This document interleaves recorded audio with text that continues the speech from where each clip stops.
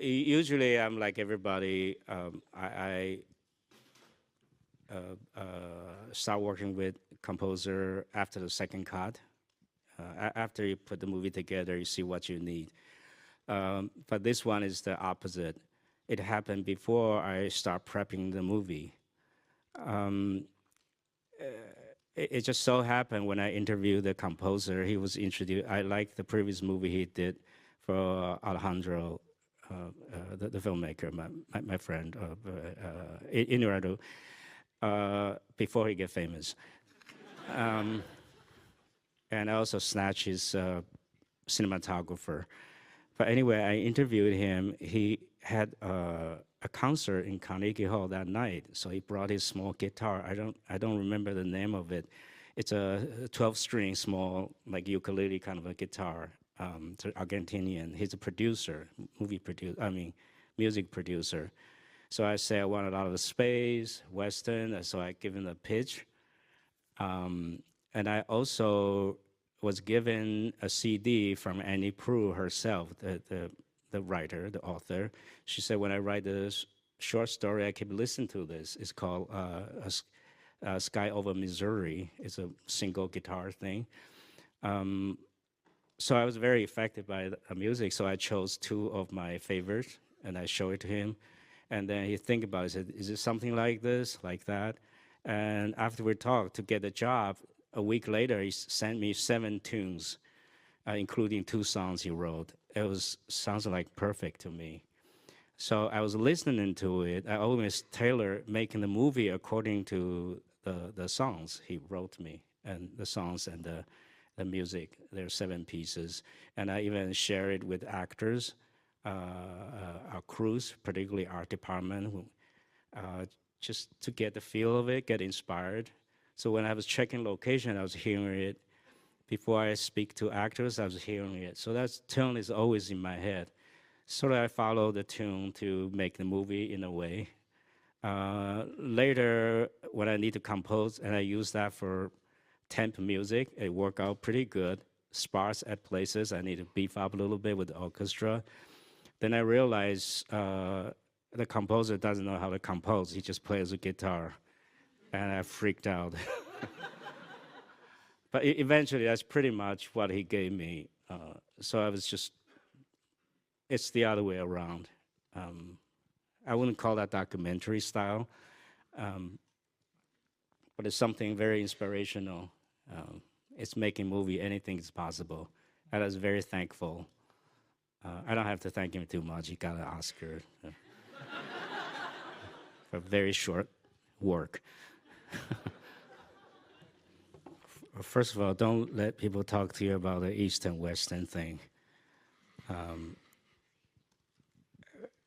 By un-American, actually, is kind of the most American. So the cowboy is the most macho symbolism in American culture. It's like the last frontier. You know, it's very macho. But of course, they're gays. It takes foreign filmmakers and a woman writer to see that so clearly. So whether it's East or West, I think it's very American because it's so Eastern. It deals with space. So it's very hard to say what's East, what's West. I think when you're a filmmaker, we're in the same nation. And when you have something, you feel poignant at heart that it takes a movie to express, whether it's the image or expand it to a story, that you feel so strongly that you want to spend a year, 2 years of your life making it to provoke other people's devotion to the story, to the feelings. I think there's something universal about it. So that's why eventually the more I do it, I think somehow we get there. You have to trust that. It's like a religion. In terms of time, I think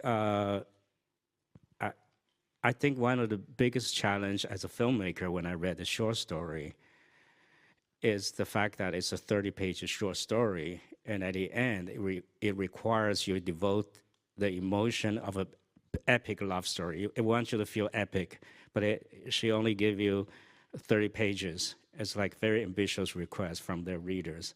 I think readers, they have way to invest themselves because it's indirect media.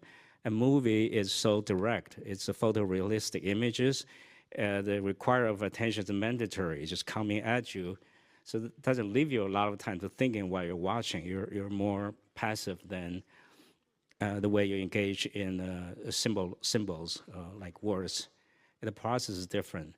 So as a filmmaker, the biggest difficulty I make obstacle is they're short little stories, but it want to add up to a 20 years of epic love feeling, which is unrequited.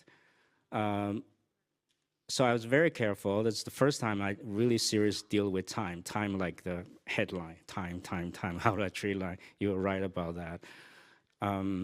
So my way is doing is very much rely on the first 30 seconds to each intercut. We have a lot of intercuts. Each time you intercut, there's a 5 years of lab, more or less, 3 to 5 years lab. And the actors, I will remind them and I will help them. I encourage them to come with little textures. In the beginning of each section, when you cut to them, nothing really happens. They go about things, but you spend time to notice their changes from the last time you saw them. I think that's very important to amend the time you're missing.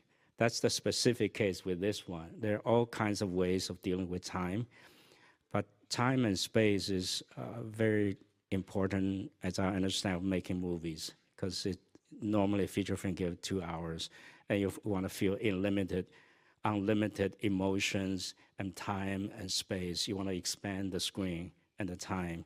So our filmmaker's job is how do you, not so much as shrink it, but evoke the size of the movie. So particularly time. Space is actually easy for me. I'm a filmmaker. Space is west. You can have a lot of space.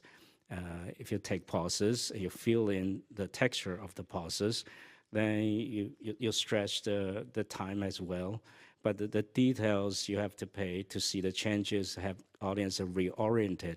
Each time, half a minute to a minute, probably only half a minute, to reorientate the audience was really the trick for me. And I have to give a lot of credit to actors. They're young. They're it's scary how good they are. They carry from the early 20s to all the way to 40, and they carry the growth really, really well. You see evidence in their performances.